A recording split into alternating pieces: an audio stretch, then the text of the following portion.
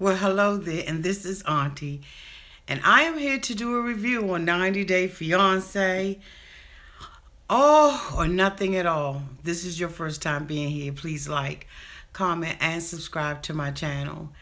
And to all of my new subscribers, thank you so much for subscribing to my channel and being part of this 90 Day Fiance family and all the other videos I upload. And to all of my nieces and nephews who have been with Auntie from the very beginning, I thank you and appreciate you for your continued love and support. Let's go ahead on and get into this review so I can come out and basically talk with y'all live and in living color about these crazy mofos. We start off the beginning of this episode with Karine and Paul left off, you know, where they are. They're in between a rustic chain in the shape of a heart, and he has proposed to her basically in the sand, using English. She has to use her, you know, her translator app in order to find out what the mofo is talking about. She finally finds out that he's asked her to marry him, and she is absolutely elated about it. But she, you know, plays hard to get. She tells him no at first, and then she tells him yes. And they are extremely happy. He talks about Karine being his ball and chain. And,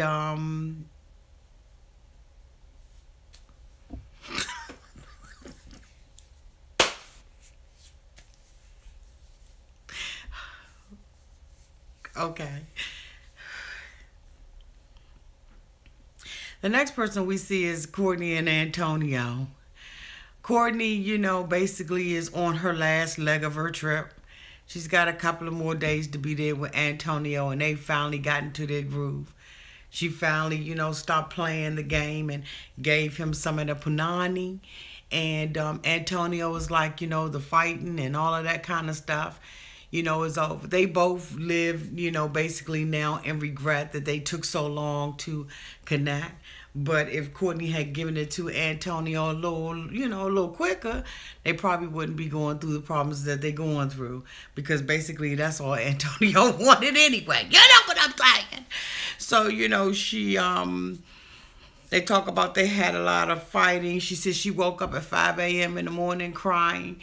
And basically, you know, Antonio was, look, if you're gonna be crying like that and waking me up, you basically gonna have to, you know, sleep on the sofa.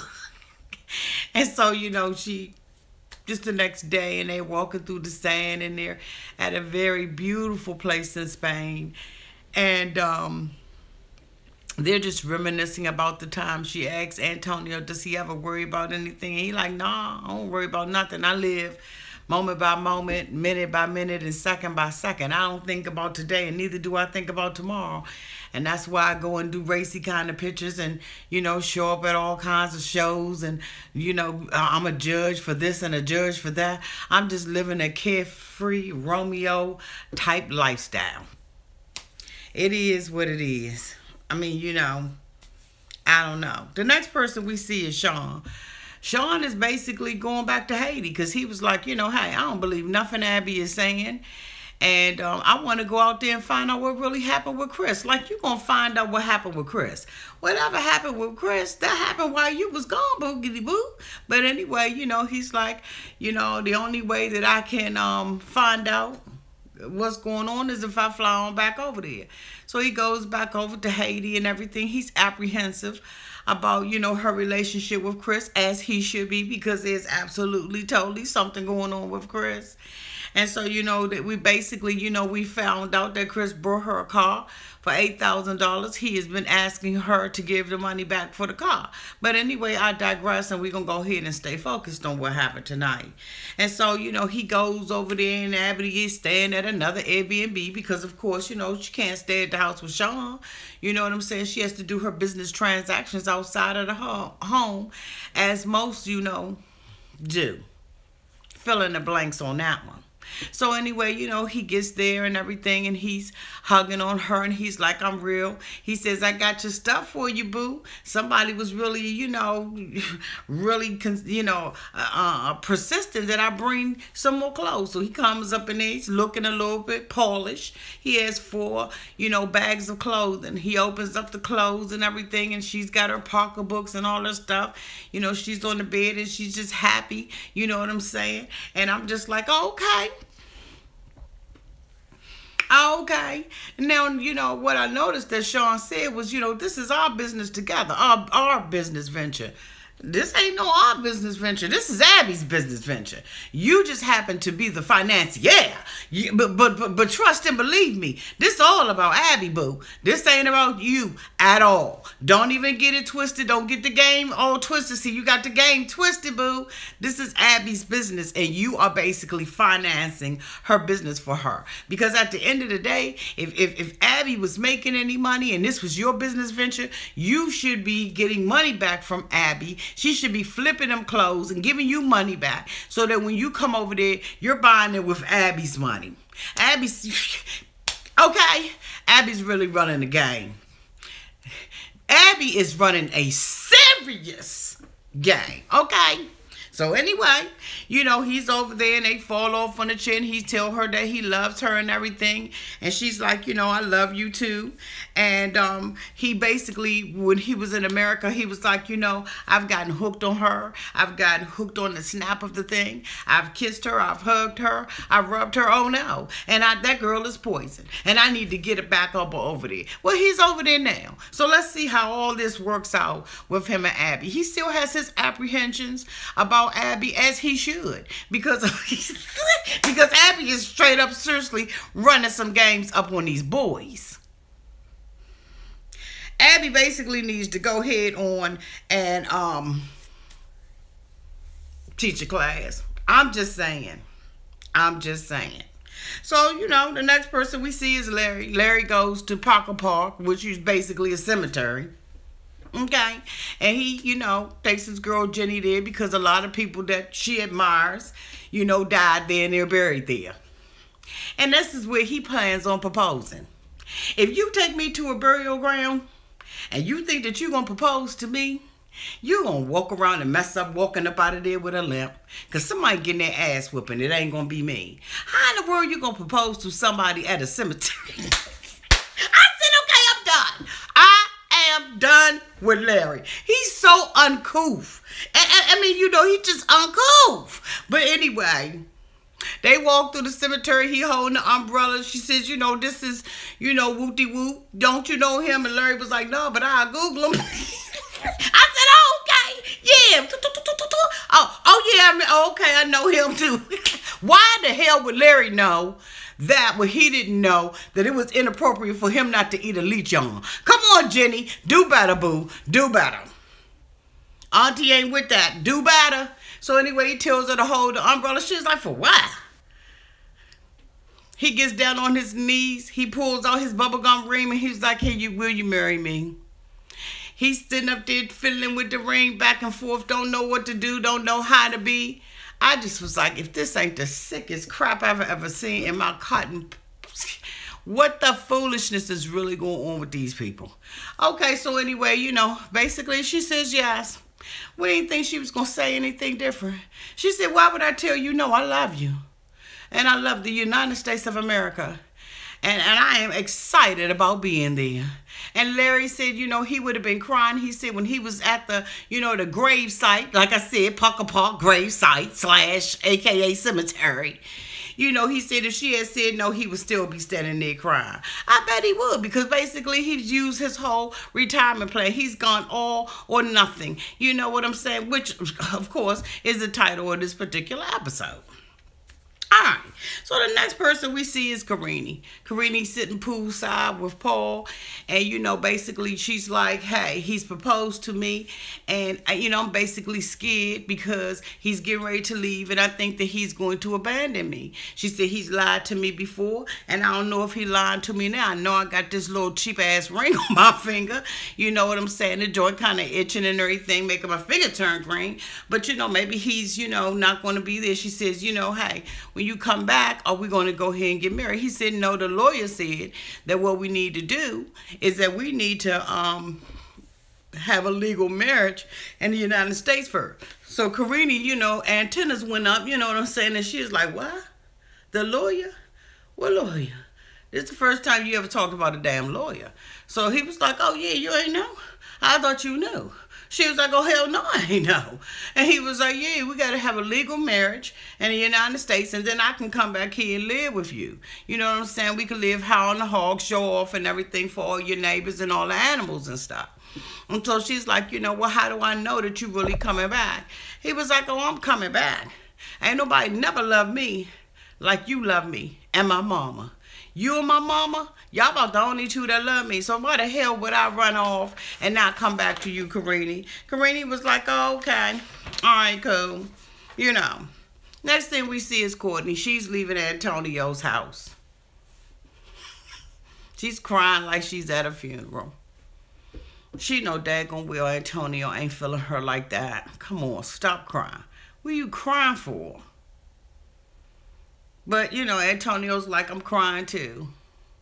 I ain't seen no tears, Antonio, but I mean, you know, hey, I know that you looking for, you know, a little telenova that you want to be in and everything, and you doing a good job. I mean, you know, you could at least, you know, audition to be the guy that walks around the hotel as the concierge. Don't say nothing, just have towels in your hand. You didn't do a good job of convincing me that you was, you know, concerned about Cortney.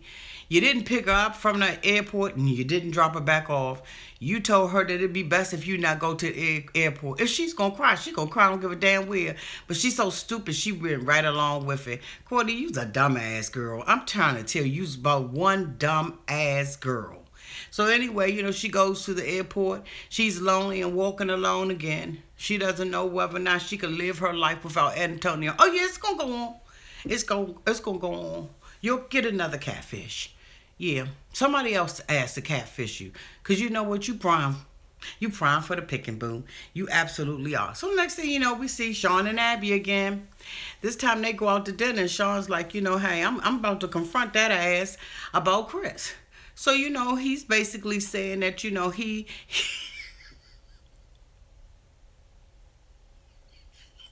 you know, he basically, you know, says, you know, so what's going on with Chris?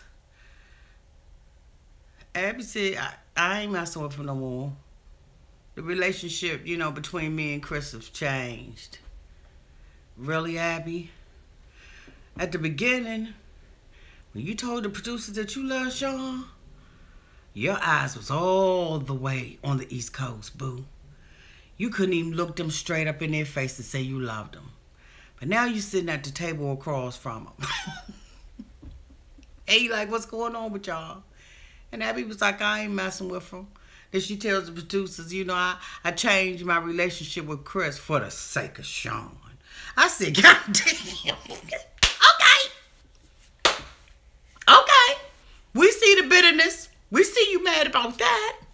So, you know, Sean basically asks her, you know, about Chris. And she was like, you know, I'm not dating him anymore. He's not in the picture, but we still got a business deal. I'm still going to do business with him. So Sean was like, what? What do you mean do business with him? What kind of business you got with him? She said the same business I got with your ass. The business deal that I got with him ain't no different than from the one I got with you. That bitch bring me clothes over here, and you know what? And then I take the clothes and I sell them just like I do with you. You ain't no different from him. You know, you the one that's, you know, promising me the United States. Now, Chris didn't promise that. He didn't wrap that up in the package deal. But at the end of the day, guess what? I'm in the same business with him that I am with you. Running game. He said, okay, well, you know what? I can't tell her what to do every day of her life. I'm just going to basically have to trust her. I'm desperate and I want her. I've touched her. I've felt her. I've rubbed her. I've loved her. And guess what? This is who I want to be with. So he says, okay, I trust you. Long as you don't be intimate with him. Abby started laughing. Abby thought he was a joke. Sean, I'm trying to tell you, this girl is playing you for... She's playing you, boo, like Beethoven on the piano. I'm trying to tell you. I mean, she's writing every lyric, every... Use...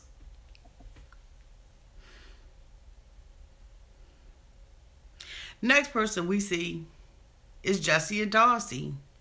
Jessie is about to leave the Netherlands. She has finally been there 6 weeks and she's on her way home.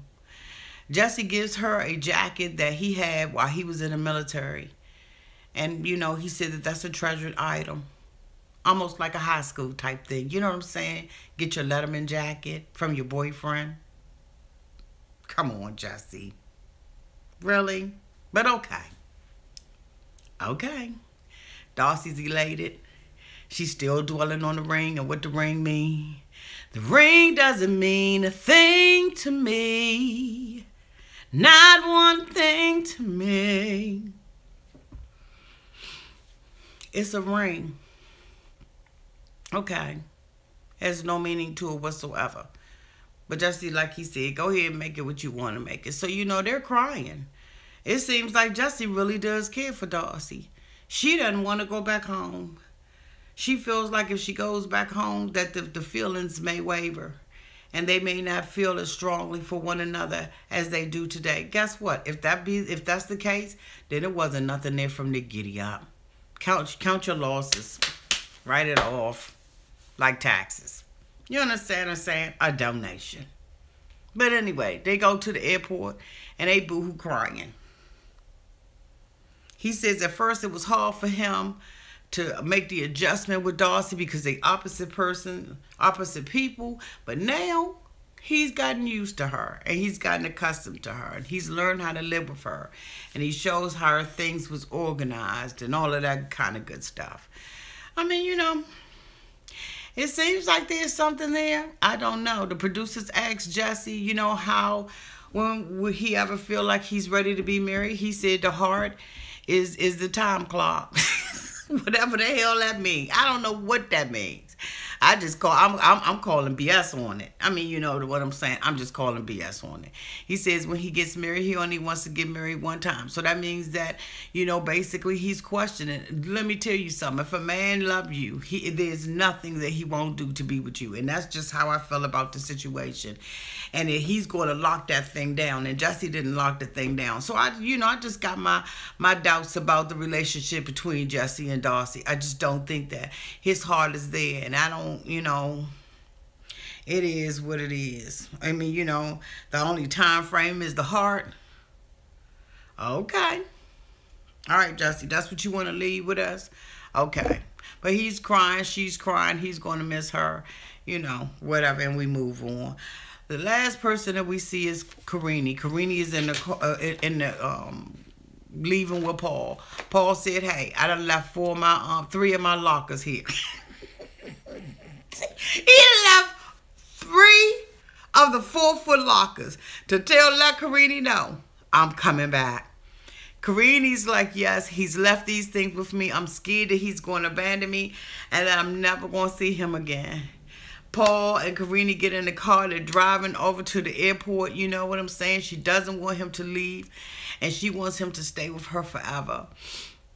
While they're in the car, he tells her, you know, my mother did something to me when I left, and I'm going to do the same thing to you. I'm going to give you some of my hair.